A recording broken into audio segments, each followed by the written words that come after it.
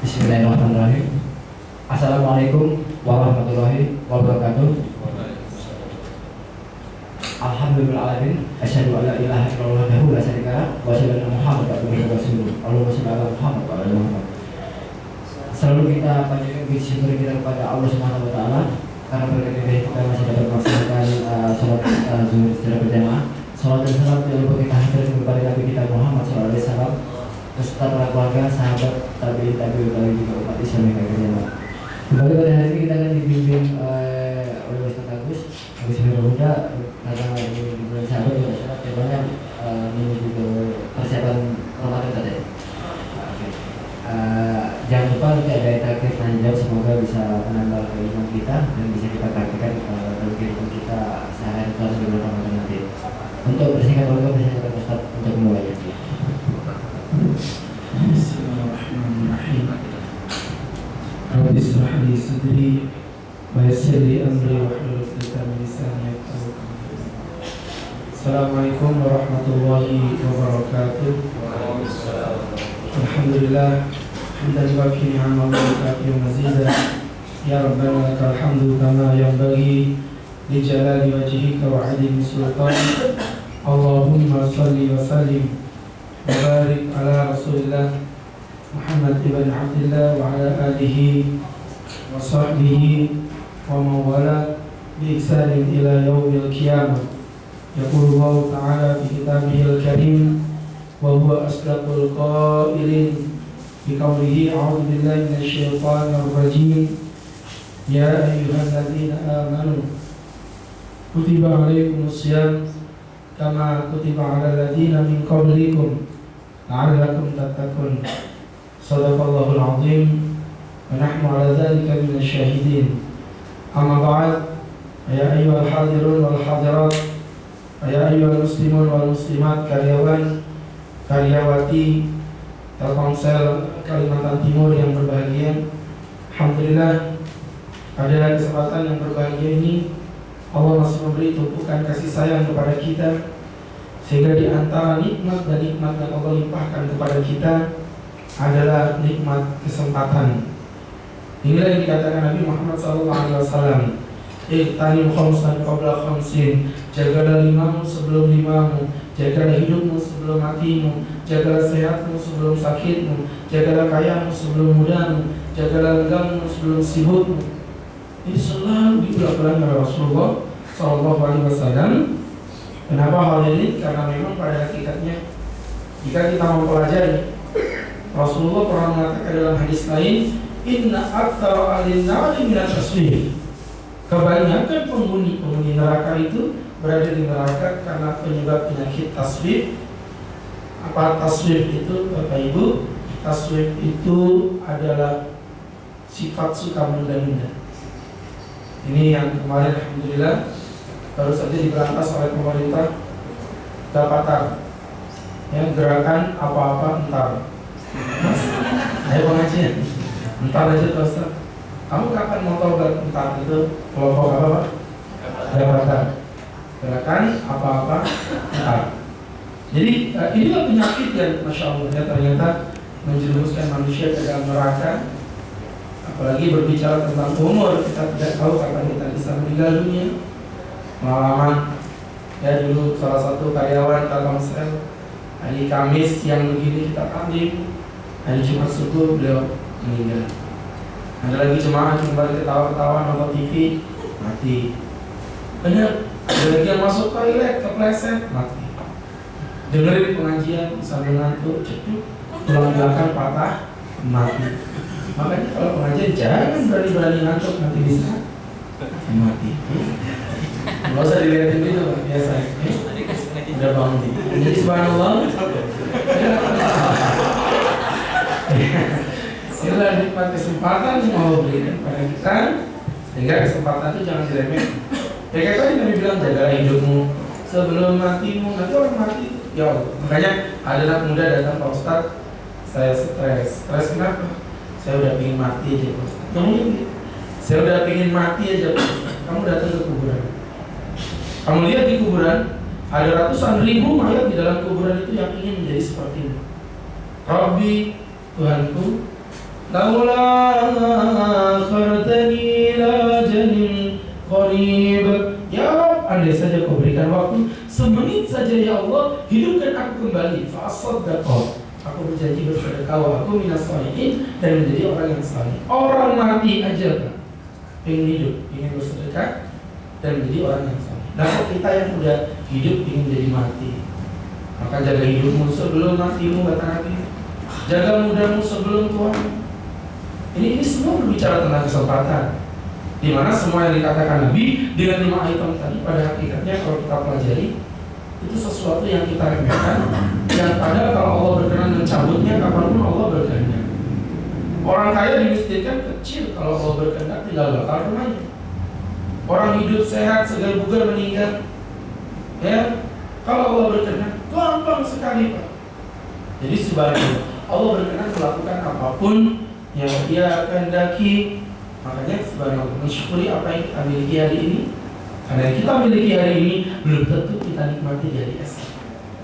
Ya Bapak Ibu, termasuk salah satunya kesempatan yang tidak mungkin terlupakan dalam kehidupan kita ini, bagaimana kesempatan untuk kembali mencicipi indahnya bulan Ramadan, ya, bulan yang penuh barokah, bulan yang Nabi Muhammad SAW, manusia suci yang tidak pernah berdosa ini, ternyata beliau masya Allah, ya, selalu berdoa dan berdoa. Nabi tidak pernah berdosa, Nabi tidak pernah bermaksiat, tapi beliau saking pinginnya masuk Ramadan itu sampai doanya, Allahumma hawil alaina, Allahumma abarik lana fi Rajab wa Sya'ban wa balighna ila Ramadan. Ya Allah, berkahi kami di bulan Rajab dan bulan Sya'ban, dan sampaikan umur kami di bulan Ramadan. Kita nggak pernah doa aja dikasih sama Allah. Maka begitu besar rahmat yang Allah berikan kepada kita, maka menyambut Ramadan, ya. Kalau menyambut Ramadan sih bagi Ustaz simpel aja. Menyambut Ramadan itu kata kuncinya adalah muhasabah, merenung diri. Kenapa Ustaz? Karena tadi itu Ramadan ini adalah anugerah, pemberian oleh Allah Subhanahu wa taala kepada kita yang wajib kita syukuri. Loh, mohon maaf aja Bapak Ibu yang dimuliakan Allah Subhanahu wa taala. Banyak orang-orang mungkin yang di tahun lalu masih hidup di Ramadan, di tahun ini kemungkinan mungkin beliau sudah tidak ada. Bahkan kita pun yang di sini belum ada jaminan untuk bisa mencicipi indahnya bulan Ramadan. Enggak ada jaminan. Allah yang menghidupkan dan mematikan seseorang. Ada orang malam Ramadan masih ada, salat tarawih masih bareng. Jam 3 subuh serangan jantung meninggal dunia. Begitu. Jadi subhanallah, Bapak-bapak, ibu-ibu yang memuliakan Allah Subhanahu wa taala, ini yang kita maksud. Jadi ayo kita sambut Ramadan. Ramadan yang kita sudah lalui sekarang, kalau di sini rata-rata umurnya berapa nih? Misalnya dari potongan wajah ya rata-rata ya sekitarnya 17-20. Ya, pahit banget ngomong gitu. Jadi silakan Bapak Ibu, ya kan kata Nabi katakan kebenaran walaupun itu pahit, pahit banget. Jadi Bapak Ibu yang dimuliakan Allah Subhanahu wa taala, itu Ramadan sudah berlalu. Anggaplah kalau Ustaz kasih rata-rata misal ya 30, yang 10 tahun pertama berarti kan Bapak Ibu belum mimpi rasa, kalau perempuan belum balik alias belum haid, berarti belum dihitung tuh. Berarti yang puasa udah dihitung pasti berapa? 20 kali kita sudah makan puasa Ramadan. Efek dapat apa yang sudah kita dapatkan? Lalu itu jadi renungan Pak. Ada terapi, terapi begini, hasilnya akan begitu. Tapi kita udah terapi 5 kali, kata penterapisnya, oh Pak, masih kurang Pak, itu kurang di continue. Kita udah continue 10 kali, tapi tetap juga masih begitu, nggak ada perubahan. Pastinya muncul pertanyaan, ada apa dengan terapi ini? Lalu kita udah puasa 20 kali Pak, tanpa membawa efek dampak apapun dalam kehidupan, kan jadi renungan buat kita bersama. Ada apa dengan puasa kita ini? Kalau Allah sudah menjanjikan terapi Ramadan mencetak la'allakum tattaqun, mencetak jadi orang-orang yang bertakwa. Takwa mana yang kita dapatkan? Atau biasa-biasa aja. Bahkan puasa kita menjadi semacam seremonial belaka. Ya kan, sahur lapar buka, makan enak, beli baju baru, toples pecah bubar. Itu yang tiap tahun kita lakukan. Nah, sekarang waktunya bermasalah. Ada apa dengan puasa kita ini? Kenapa puasa kita seperti ini? Ya kita merenung aja. Mohon maaf ya, saya ketepatan juga pengajar parenting Nabawiyah. Jadi saya mengajar parenting Nabawiyah, bagaimana cara pendidikan kepada anak versi Nabi. Dan Ustaz selalu tekankan kepada orang tua, ibu-ibu hati-hati, jangan suka meremehkan anaknya. Kalau ada anak gak naik kelas sekali, jangan dibilang bodoh. Mungkin salah pendidikan. Ada anak gak naik kelas 2 kali, jangan dibilang bodoh. Mungkin salah lingkungan. Ada anak gak naik kelas 3 kali, memang goblok beneran kan? Jadi kalau udah 3 kali dibilang goblok, begitu. Lantas kebodohan jenis apa yang sedang Anda, kita semua praktekkan sehingga kita keluar masuk bulan Ramadan 20 kali namanya tanpa membuat efek dampak apa-apa. Nah, ternyata setelah penelaahan secara mendalam, Ustaz menemukan ternyata Ramadan kita ini Pak itu kurang persiapan. Jadi Ramadan kita ini kurang istiqdadiyah, kurang persiapan. Bapak-bapak, Ramadan ini tamu agung, nggak sembarangan, maka membutuhkan persiapan yang matang. Bapak Ibu yang dimuliakan Allah, mohon maaf, Telkomsel dalam rangka menyambut hari jadi Telkomsel yang kesekian-sekian, maka MT Telkomsel Regional Kalimantan mengundang dai kondang dari Jakarta, Agim. Allah Akbar. Saya yakin tempat ini akan disterilkan sebulan sebelum acara, dirapikan dengan serapi-rapinya, karena menghormati tamu agung yang datang seorang Agim. Coba kalau diundang Agus, biasa aja. Terus ada sini, ini tempat disterilkan. Saking sterilnya gak ada siapa-siapa. Bahkan yang ada juga mudah. Ini luar biasa. Kalau kita pelajari steril dari Hongkong, baju berhamburan begitu, ya kan, kabel-kabel gak keluar. Kabel orang AC dimatikan. Tapi kan saya soal panas, membeli saya ini. Ternyata AC tempat Pak Ustadz dimatikan satu, bagus. Jadi sebenarnya Bapak di sini dingin, saya di sini panas. Paling pojok. Ini jadi pelajaran buat kita bersama. Ini hadirin hadirat yang dimuliakan Allah Subhanahu wa ta'ala. Dan ini persiapan yang kurang. Ya, kalau Agim, Masya Allah luar biasa.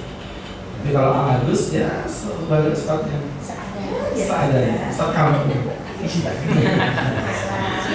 Itu maksudnya. Jadi hadirin yang dimuliakan Allah Subhanahu wa ta'ala, itu ya. Jadi ternyata kurang persiapan. Nah terus kan, emang persiapannya itu apa Pak Ustaz?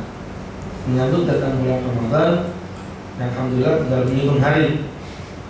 Kalau memang alhamdulillah ini kabar baiknya juga, saya baru berikan untuk pelaksanaan puasa NU Muhammadiyah pemerintah alhamdulillah sepakat. Jadi tidak ada perbedaan. Pelaksanaan puasa dimulai tanggal 1 Ramadan. Jadi ada menjadi kesepakatan yang saya pikir suatu kebaikan. Idul Fitri juga udah ditebak tanggal 1 Syawal. Ya iyalah Pak Ustaz. Nah, cuman kalau ditanya, saya bingung Pak Ustaz. Allah, bingung apa sih? Bahas pikirnya kedalaman, Anda juga belum tentu paham. Udah nggak usah repot-repot. Pak Ustaz ikut mana? Ikut NU atau Muhammadiyah, Nahdlatul Ulama atau Muhammadiyah? Saya bilang saya ikut Nahdlatul Muhammadiyah. Maksudnya apa Pak Ustaz? Ikut pemerintah. Saya mengikuti madzhab ru'yah. Ru'yah itu melihat bulan Pak Ustaz. Emang pernah lihat bulan? Nggak pernah aja. Paling lihat bulan yang di televisi. Istri Ahmad Dhani, bulan Januari. Jadi sebanyak. Ya kan? Saya hitung-hitungan itu madzhab hisab Pak Ustaz. Emang bisa hitung-hitungan? Hitung belanja istri mulu. Ya kan? Sehingga Bapak Ibu yang dimuliakan Allah, udah nggak usah lebih ikut pemerintah, selesai. Kewajiban kita untuk taat kepada waliul amr di situ dimunculkan. Sehingga Bapak-bapak, Ibu-ibu yang dimuliakan Allah Subhanahu wa ta'ala, maka kembali dari apa yang Ustaz jelaskan tadi, ini menjadi sebuah pembelajaran untuk kita bersama. Bahasa kita ini kurang persiapan puasanya. jumlahnya. Secara global ada 3. Ya, apa saja itu ada 3 Pak Ustadz. Ini kalau ibu mau tahu saya kasih tahu. Tapi kalau nggak mau juga nggak masalah. Kalau nggak mau ya sudah. Udah telat, males.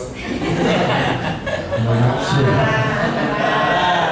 Sama malas sembarangan raju. Jadi subhanallah Bapak Ibu, ya dirahmati Allah Subhanahu wa taala. Ya, jadi kembali lagi dari apa yang Ustaz jelaskan tadi, hadirin hadirat yang dimuliakan Allah, puasa kita itu butuh persiapan. Persiapannya sering Ustaz bilang dengan sebutan 3T. Apa 3T itu Pak Ustaz? T yang pertama, menyambut puasa dengan bersama-sama taubatan nasuha. Dan ini bukan hanya untuk puasa, ibadah apapun. Pak, pegang omongan Ustaz. Kita ini mau beribadah, mempersembahkan sesuatu kepada Allah. Kata Nabi, Innallaha thayyib, la yaqbalu illa thayyiba. Allah itu zat yang baik, maka Allah tidak akan menerima kecuali datang yang dari yang baik-baik saja. Maka berangkat dari situ, kita mulai dari diri kita untuk bertaubat, taubatan nasuha, memohon ampun kepada Allah Subhanahu wa taala atas segala kesalahan yang pernah kita kerjakan, baik di masa lalu maupun yang akan mendatang. Ini Pak, ya, kadang-kadang kita salah paham, Pak Ustadz, nanti taubatnya pas bulan Ramadan aja. Salah. Ramadan udah bukan waktunya bertaubat lagi. Ramadan itu tinggal menuai hasilnya. Memohon ampun, memperbanyak ampunan para Ramadan. Kenapa demikian Pak Ustadz? Ya logis aja. Sekarang Ustadz mau tanya, Bu, musola kita ini musola yang bersih. Kemudian datang orang kakinya penuh lumpur. Nah Ustadz mau tanya, kira-kira apa? Itu dibiarkan masuk apa disuruh cuci kaki dulu? Cuci kaki. Ramadan itu bulan yang bersih. Saya, bapak, ibu, kita semua masuk membawa tumpukan-tumpukan lumpur. Lumpur dosa yang kita lakukan selama 11 bulan lamanya. Sehingga kasarnya Allah bakal bilang kayak tadi juga, woi keluar dulu sana, ngapain ya? Cuci kaki. Dengan apa? Dengan bertaubat. Taubatan nasuha. Itu maksudnya Bapak Ibu yang dimuliakan Allah Subhanahu wa ta'ala. Ini jadi pelajaran untuk kita bersama. Bapak Ibu yang dimuliakan Allah, taubatnya dibagi menjadi 2. Yang pertama adalah taubat pada hukum Allah, seperti memperbanyak istighfar. Makanya gak aneh ya kalau bulan Syawal ini dijadikan sama Nabi sebagai bulan ibadah. Mohon maaf aja Bapak Ibu, bulan Sya'ban ini dijadikan Allah sebagai bulan ibadah. Makanya Nabi tidak pernah berpuasa sebanyak puasanya di bulan Sya'ban. Nabi memperbanyak zikir, memperbanyak ampunan, mohon ampun atas dosa yang terlalu di masa-masa yang lalu. Begitu, selalu berubah. Ya, jadi orang yang lebih baik. Itu hukum Allah. Yang kedua, hukum adami kepada manusia. Ini kalau dengar hadis ini jadi mikir gitu. Pantesan puasa kita nggak pernah diterima Allah. Lah belum masuk puasa aja udah disumpahin sama Jibril. Apa sumpahnya Jibril? Jibril pernah berdoa di hadapan Rasulullah Shallallahu Alaihi Wasallam. Ya Rasul, Jibril membuka tangan.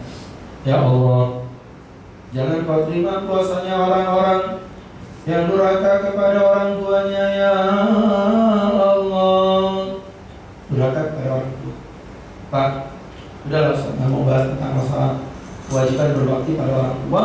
Itu terlalu panjang pembahasannya. Tapi yang jelas cukup dalam firman Allah di mana Allah membandingkan atau menyeimbangkan, di mana Allah Subhanahu wa taala menyamakan kebaikan berbakti pada orang tua dengan ketauhidan kepada Allah. Wa qadha rabbuka alla ta'budu illa iyyah. Dan telah Allah tetapkan kepada kalian agar kalian tidak menyekutukan Allah dengan apapun. Wa bil walidaini ihsana.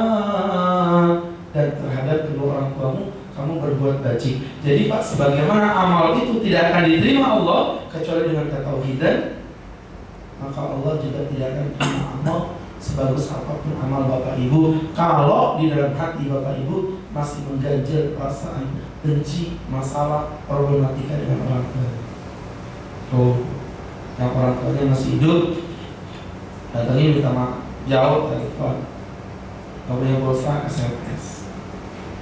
nggak punya duit WA, ya kan?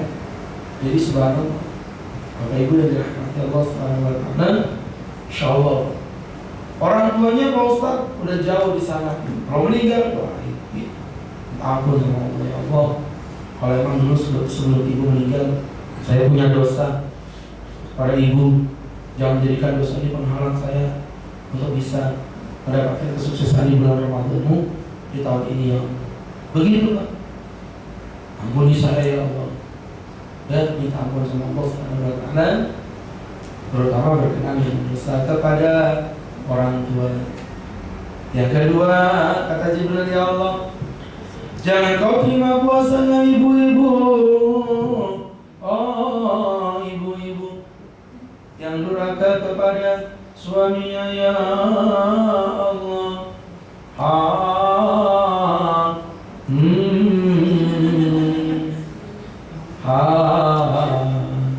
Bu, nah ini dijawab syalalalala gitu ya, gak tahu heran ya.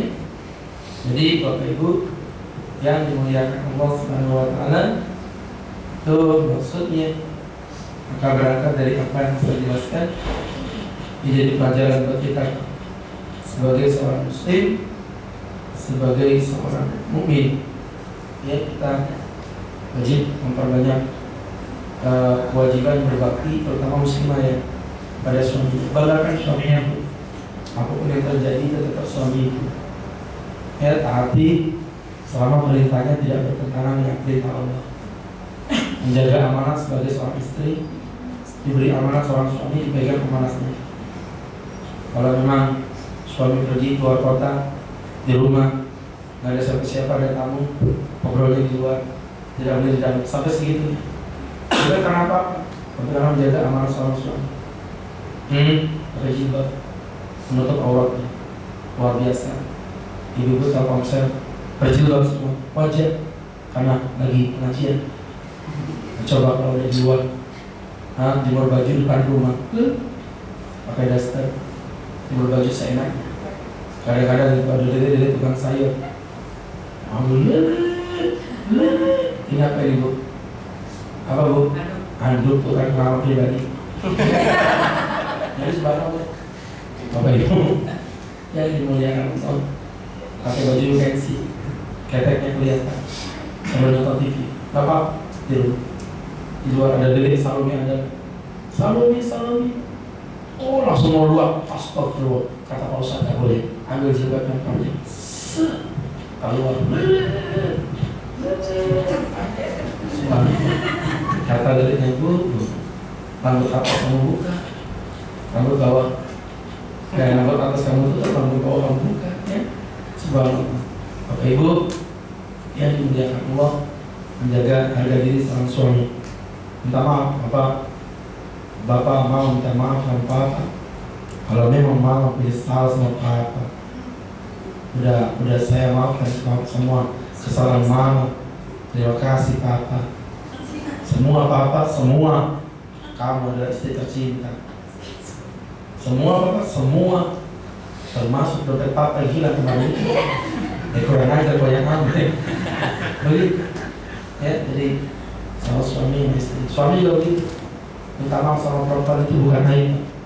Kadang-kadang enggak, bapak-bapak itu sombong. Minta maaf Kensi. Enggak. Padahal perempuan itu kalau ngambil, enggak butuh yang macam-macam. Dia hanya butuh kata maaf dari seorang suami dan Mas Brodra. Insya Allah akan diambil. Ya. Maka berangkat dari apa yang saya jelasin. Nah, kalau ibu mah begitu gimana? Ustaz ceramah di anak-anak SMA. Anak-anak, mau calon suami yang ganteng atau yang kaya? Kompak ganteng. Nah kalau mama coba dengerin ya. Ibu-ibu, mau yang ganteng apa yang kaya? Allah, kelihatan tuh potongan mencurigakan. Jadi subhanallah, Bapak Ibu yang dimuliakan Allah subhanallah. Jadi pelajaran apa ya buat kita semua. Kemudian yang ketiga, ya Allah, jangan kau terima puasanya orang-orang yang menyakiti hati tetangganya ya Allah. Tetangga, lagi warga-warga Telkomsel, ngumpul bareng kayak begini. Ya, terus semangat berbagi, semangat saling memaafkan. Nanti biasanya kalau di Yaman itu kalau menjelang Ramadan kita tuh saling bermaaf-maafan. Kalau kita kan di sini bisa menjelang Idul Fitri, kalau di sana tuh malah justru menjelang Ramadan bermaaf-maafan. Minta maaf ya kalau ada salah-salah ya. Karena jangan-jangan gara-gara dosa kita kepada saudara kita, dosa kita kepada tetangga kita, itulah yang justru menjadi biang kerok tertolaknya ibadah puasa kita. Gitu kan? Jadi oleh karenanya bapak-bapak, ibu-ibu yang dimuliakan Allah, minta maaf. Berbagi sama teman-teman ibu-ibu, nanti masak rawon, dagingnya dikit, gak apa-apa, sekilo, airnya 5 ember, keluaknya banyakin biar kental, kita campurin tahu biar kelihatan kami. Nah ini rawon kok banyak tahunya mas dari dagingnya? Ini rawon vegetarian, ya, rawon yang khusus untuk orang-orang yang tidak memakan daging. Padahal penghematan. Jadi bapak ibu yang dimuliakan Allah Subhanahu wa Ta'ala, itu maksudnya ya. Jadi pembelajaran kita begini, saling memaafkan satu dengan lain. Insya Allah puasa kita kalau kita kerjain dari awalnya begini, insya Allah jatuhnya jadi berbeda. Itu yang pertama. Jadi yang pertama adalah taubat, taubatan nasuha. Kemudian yang kedua T-nya adalah terapi akhlaknya. Jadi bagaimana kita mampu menterapi akhlak kita menjadi akhlak yang lebih baik. Mohon maaf, puasa tidak mencetak jiwa yang lapar. Ustaz ulangi lagi, puasa tidak mencetak jiwa yang lapar, karena kalau cuma lapar saja, mohon maaf Bapak Ibu, ngapain dulu kita puasa? Begitu mudahnya Allah menutup keran langit, sehingga orang-orang di muka bumi akan kelaparan. Berapapun jumlah duit Anda, kalau nggak ada air mau makan apa? Jadi sebenarnya kalau Allah berkehendak, tapi bukan tujuan lapar kan yang diinginkan oleh Allah. Lagian kalau lapar itu jadi tujuan, ya Pak, mohon maaf, apa bedanya kita dengan ular kobra? Ular kobra ketika pergantian kulit, dia tidak mau makan, tidak mau minum. Apa bedanya kita dengan pohon jati? Pohon jati ketika terjadi musim kemarau juga tidak ada hujan, dan tidak ada ibu-ibu PKK yang kurang kerjaan nyalain pohon jati di tengah hutan. Jadi artinya kalau kita pelajari ular kobra, pohon jati bertahan hidup, nggak makan nggak minum. Kalau manusia nggak makan nggak minum bangga, kita tuh masih selevel dengan hewan ular kobra maupun pohon jati. Ini menjadi renungan kita bersama, ya. Maka harus bermuasabah. Tujuan orientasi puasa adalah kata Nabi, man lam yada qaula zur wal amal bihi, dan barang siapa yang tidak meninggalkan ucapan yang busuk dan perilaku yang busuk, falaysa lillahi hajat fi ayyada ta'am wa syarab. Allah tidak pernah butuh kalian meninggalkan makanan maupun minum. Pak, lapar itu bukan tujuan, tapi strategi cara Allah Subhanahu wa Ta'ala untuk mempermudah kita agar kita bisa mengontrol nafsu kita. Itu maksudnya. Itulah Pak. Jadi hadirin yang dimuliakan Allah, makanya Ramadan itu diambil dari bahasa Arab rombok. Rombok itu panas. Kenapa disebut panas? Karena kita lagi membakar hawa nafsu kita. Membakar. Jadi antara nama sama isi itu memang ada hubungannya. Antara perusahaan sama gambaran orang ini ada hubungannya. Telkomsel begitu, ya kan, hubungannya apa? Saling memberi komunikasi yang baik. Begitu Pak. Orang dulu itu ada 4 orang lagi nungguin istrinya melahirkan. Itu yang pertama dipanggil sama bidan. Bapak yang pertama, iya selamat Pak, anak Anda kembar 2. Oh iya, karena saya kerja di kacang 2 kelinci. Bapak yang kedua sih, iya Pak, selamat Pak, anaknya kembar 3. Oh iya Bu bidan, karena saya kerja di 3 roda. Bapak yang ketiga, anaknya kembar 7. Alhamdulillah, saya kerja di bintang 7. Bapak yang keempat sini belum berdiri udah pingsan duluan. Pas bangun-bangun ditanya, kenapa pingsan Pak? Enggak dok, saya nggak kebayangin saya kerja di auto 2000 katanya. Jadi anaknya ada 2000 Bapak. Jadi Bapak Ibu harusnya ini ada kaitan nama dengan isi. Ramadan juga begitu, diambil dari bahasa Ramadan. Ramadan itu panas syiddatul har, dikarenakan Ramadan akan membakar nafsu kita. Makanya di sini kita kudu terapi dari sekarang. Jadi artinya lucu aja kita puasa, kita bilang saya mau jadi orang baik di bulan Ramadan itu nggak bisa. Harus dari sekarang, ya Bu. Oleh menterapi dirinya, menterapi jiwanya. Ingat, puasa itu tujuannya adalah mengunci nafsunya, bukan melaparkan perutnya. Lapar strategi untuk mengunci nafsu. Dan sejujurnya kalau puasa kita sadari maksiat kita memang berkurang. Kenapa? Karena nafsu kita dikejar. Biasanya bapak-bapak keluar dari kantor, depan jalan raya, ada cewek cantik pakai rok pendek, kulit putih, muka oval, tinggi 175 cm. Kemudian bapak melihat, wow, Pak, apa ya Pak? Shh, dia, ini wow. Ini bukan alif, ini bukan ba, ini wow. Subhanallah. Ya kan? Anak-anak. Tapi coba pas sore-sore mau buka puasa pulang, mukanya merah, nahan lapar, dia cewek cantik, pahanya kebuka, mau mulus putih kayak apapun, tidak mulus. Aku lagi lapar lah, bapak mulus. Ya kan? Kalau lagi kenyang gini, kadang yang korengan aja dilihatin juga. Ya. Tahu korengan Pak ya? Itu yang dijual di pinggir jalan. Oh korengan, beda ya. Jadi orang yang dimuliakan Allah Subhanahu wa ta'ala. Ibu-ibu biasanya sore-sore pulang kerja nongkrong di depan rumah, makan pentol bakso sama tetangga, sambelnya buahnya bibirnya jeder sampai 5 cm turun ke bawah. Subhanallah. Mbak, ada kecil, kamu tahu nggak Bu? Kenapa? Ternyata Mbak, tetangga sebelah itu dia begini. Emang begitu Ci, dan emang masalahnya gadong. Dulu aja dibelah bukan gadong. Subhanallah. Apa Ibu? Apa yang terjadi? Hah? Nyaut. Iya Mbak, emang jadi begini. Nah, kalau kenapa? Karena kenyang. Coba kalau pas puasa jam 6 sore azan, jam 6 kurang 5 menit, lagi genting-gentingnya lapar. Saking puncaknya lapar itu, melihat kecoa itu loh, kayak kurma. Subhanallah.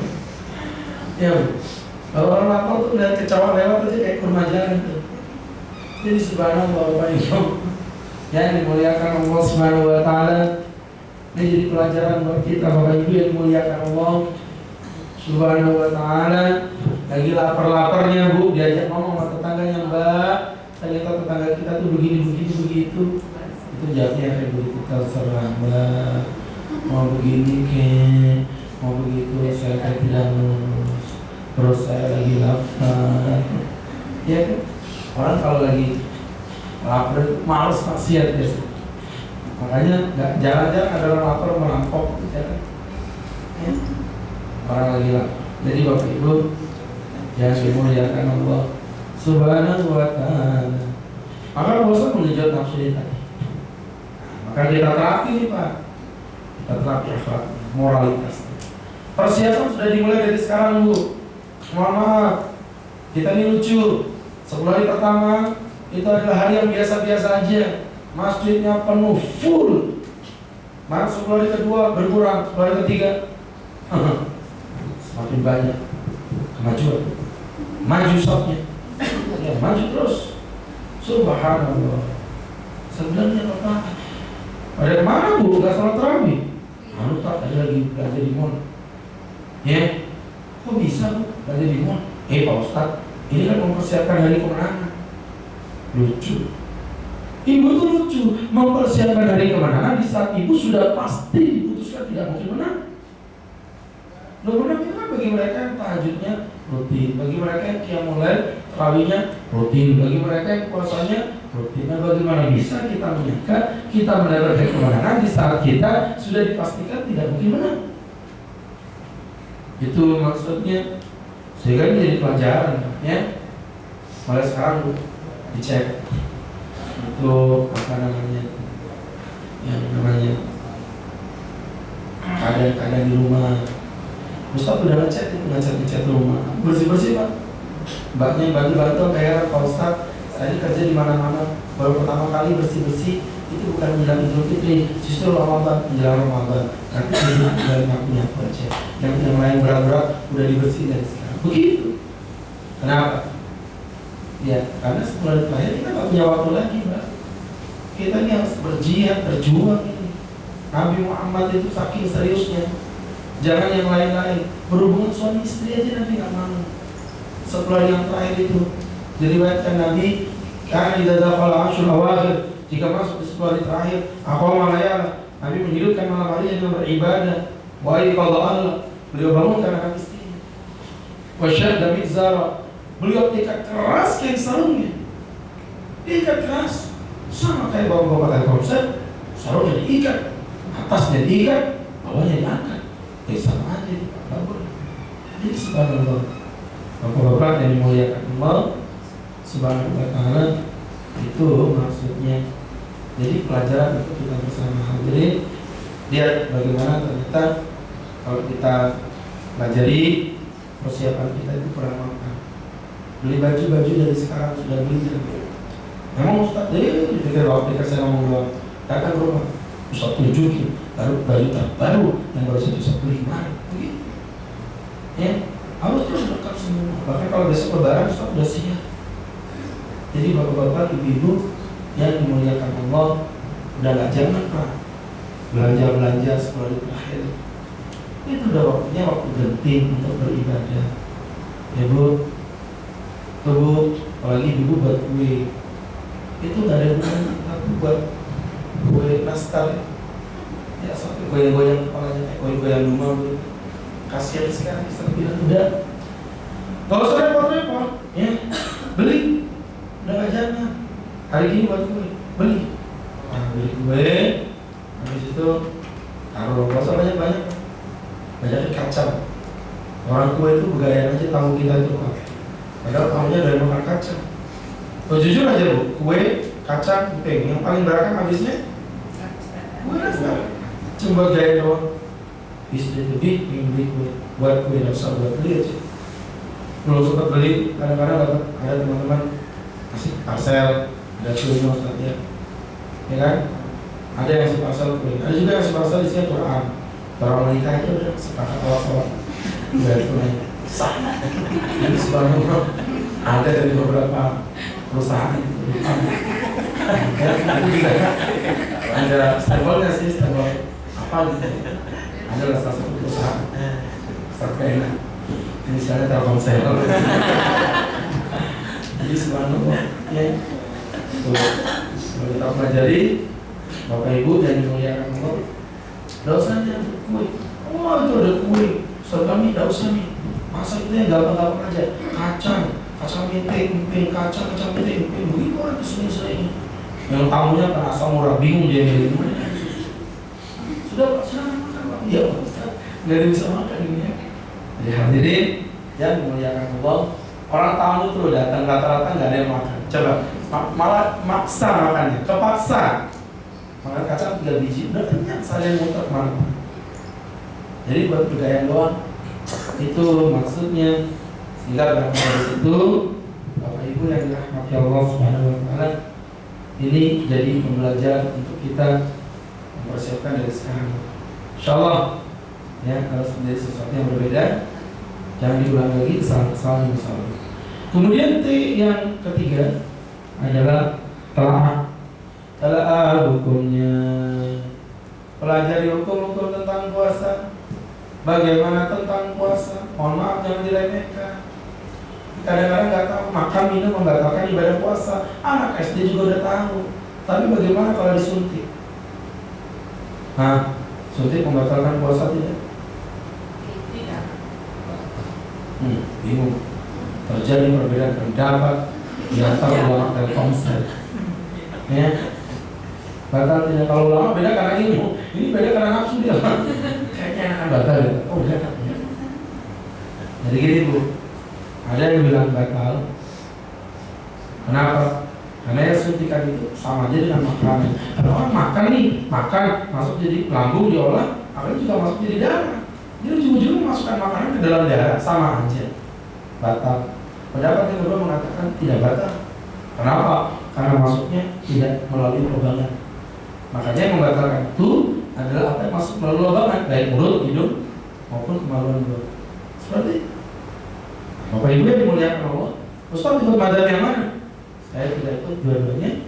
Saya lebih cenderung pada pendapat yang ketiga yang diunggulkan oleh Kanjeng Sunan Karangjati, semoga Allah merahmatinya.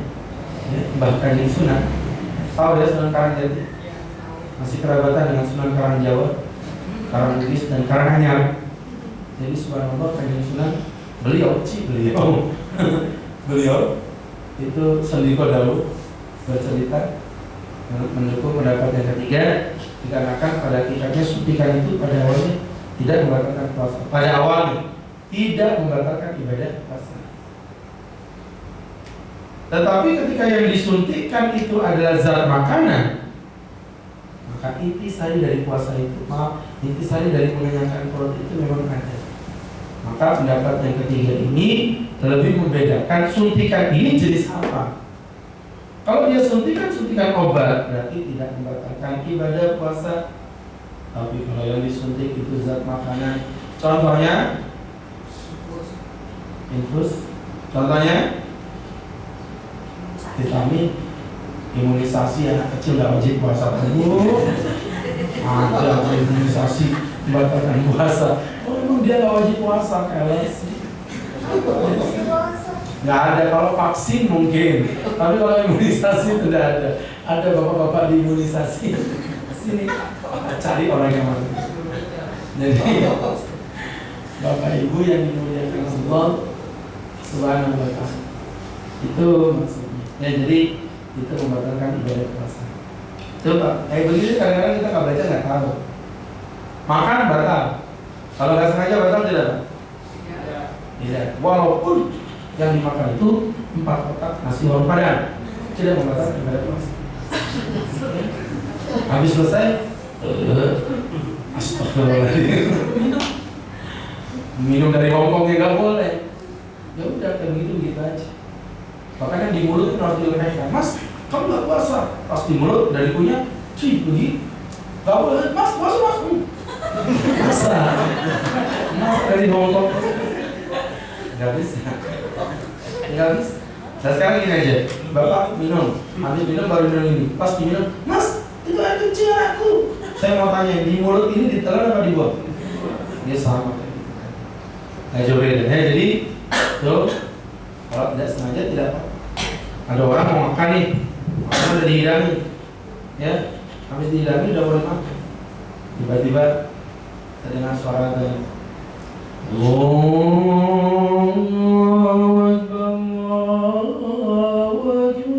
makanan kenyang, berikan 15 menit kemudian mau masuk ke toilet, ada suara dari samping rumah.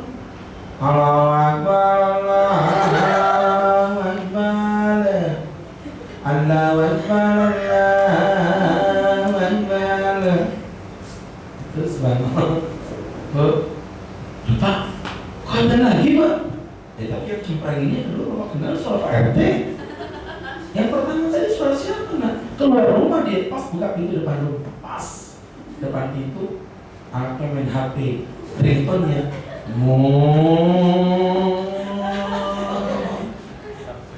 batal nggak puasa itu? Batal. Pompa salah.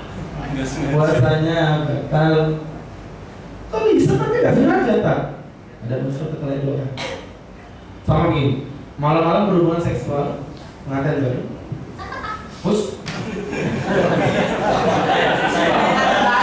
Oh, cie. Nah, depan Ustaz aja dia ketawa ngakak gitu, gimana depan suaminya ya? Bapak Ibu yang dimuliakan Allah Subhanahu wa ta'ala. Mbaknya ini bukan yang dulu waktu di zaman masih di Sudirman itu sering ikut juga detail ya? Cuma habis itu lama agak vakum kayaknya. Atau saya nggak pernah lihat. Oh, melahirkan. Kamu nanti baru melahirkan? Oh, sebelah. Pantesan saya nggak percaya wajahnya agak tua begitu. Ya, mbaknya ini waktu zaman itu masih perawan ya, belum nikah waktu itu ya. Saya ingat sekali. Enggak, kelihatan agak kuat kok. Ya jadi subhanallah, malam-malam berhubungan suami istri pengantin baru dengan semangat membagi buta. Walaupun butanya hilang, tidak babinya itu dilahap habis-habisan. Habis berhubungan, ternyata kipai. Ini ada kawah aja, tertampar. Letoy, emak bujir-bujir pakai kawah. Subhanallah. Udah saya paham ya translitnya di bawah sini ada ya. Jadi bapak-bapak yang dimuliakan Allah Subhanahu wa taala, apa yang terjadi? Allahu Akbar. Itu yang namanya dua-duanya tertidur. Bangun-bangun suaminya, "Coba bangun deh. Ada panas." Udah subuh belum mas, masih gelap ini. Kenapa mas? Ya kalau belum subuh berarti will be continue. Read it again. Ibu, nambah lagi. Akhirnya berhubungan lagi. Pas tengah-tengah berhubungan dari suara musola. Bukan suara adzan. Allahumma shalli ala Muhammad. Salat. Itu bubar sholat subuh. Udah bubar orang-orang salaman itu. Subhanallah hadirin yang dimuliakan Allah. Bahasa saya bakat tidak? Bakat. Kita mulai pintar ya. Saya mau ini. Sehingga hadirin yang dimuliakan Allah menjadi pelajaran bagi kita bersama. Ya insya Allah belajar dan insya Allah nanti ada kajian sekali lagi sebelum masuk ke bulan Ramadan. Kalau nggak salah ada sekali lagi. Betul ya? Ya betul. Sekali lagi sebelum Ramadan, insya Allah akan kita isi dengan kajian tentang puasa. Nanti di bulan Ramadan juga ada 2 kali pertemuan. Nanti kita isi dengan kajian tentang pernikahan. Ya mudah-mudahan bermanfaat. Sebelum kami tutup, silakan Bapak Ibu kalau ada yang mau bertanya, baik yang berkaitan dengan tema atau di luar tema, Ustaz persilakan. Silakan Bapak Ibu. Ya. Misalnya nanti di bulan Ramadan itu untuk musola ini kan nanti insya Allah kemungkinan akan jamaahnya ini penuh. Nah, seandainya nanti ada usulan itu lelaki di sini jamaah ikhwannya, terus akhwatnya di kedua sebelah, tapi secara proses jamaahnya itu dirilai Ustaz, jadi misalnya pakai speaker gitu, nanti imamnya pakai ini. Nah itu secara kaidah dan fikih jamaahnya itu masih ikut di sini ataukah bisa gitu Ustaz? Gini, itu diperbolehkan. Cuman rekomendasi saya cari ruangan yang posisinya di belakangnya ruangan ini, yang ada pintu yang mengarah ke sini. Jadi jangan nanti cari posisi imam di sini, mbaknya ada di bagian resepsionis depan sana. Itu nggak nyambung. Cari posisi di belakang. Ini ruangan ini sebelah sini, apa sih sebelah sini? Ruang meeting ya? Ruang meeting. Iya. Nah, atau boleh ruang meeting tapi dimundurkan sedikit, karena kan memang perempuan lebih aktual di situ. Cuman kalau bisa cari yang ada pintunya keluar tembus ke sini. Kalau di sini mungkin terhalang dengan tembok 100%. Kalau ada ruangan yang di belakang situ, kalau saya nggak salah situ bukan ruangan yang sering kita acara-acara itu ya. Iya. Nah di situ itu aja sudah. Di situ lebih bagus. Ada pintunya kan, boleh tuh yang tembus ke sini kan ada. Jadi nggak masalah. Dipasang dengan televisi dan dipasang dengan apa namanya suara speaker. Nggak masalah, diperbolehkan. Memang begitu. Ya selama posisinya di belakang imam, dan terutama kalau perempuan kalau bisa di belakang secara semua jamaah semuanya itu lebih afdal seperti itu. Baik. Atau mungkin dibuatkan tenda di luar situ juga lebih bagus. Tenda lebih bagus dengan kipas pasang di mana-mana, jadi posisi aman. Saya tahu kalau sholat nanti bludak, tapi pas pengajian bubar juga mereka. Nanti akan dibuat dari seperti itu. Karena kalau pengajian nggak ada ibu itu lemes. Dari tadi yang nyautin Ustadz siapa? Ibu-ibu. Itu yang buat Ustadz nggak senang sama bapak-bapak. Lebih suka sama ibu. Seperti itu. Baik. Ya. Salam. Mau bertanya Pak Ustaz atau minta nasihat mengenai sholat itu. Itu misalnya kita melakukan sholat itu terus dia mulai terus sholat itu lagi, itu dibolehkan atau bagaimana Pak Ustaz? Begini, pertanyaannya adalah Pak Ustadz, saya udah witir, habis itu mau qiyamul lail, apa witir lagi atau tidak? Begini Pak, dalam masalah ini ulama beda pendapat menjadi dua bagian. Pendapat yang pertama mengatakan orang yang sudah witir tidak boleh sholat qiyamul lail lagi. Ya, karena witir itu adalah sholat penutup. Kalaupun dipaksa qiyamul lail lagi, maka mentok-mentoknya qiyamul lail yang pertama witir tadi dibatalkan dan diganti dengan witir yang baru setelah melakukan sholat qiyamul lail. Ini pendapat yang pertama berdasarkan hadis Nabi, ij'alu akhir sholat itu bila witra. Jadi kan akhir sholat malam kalian itu adalah witir. Maka kalau udah sholat witir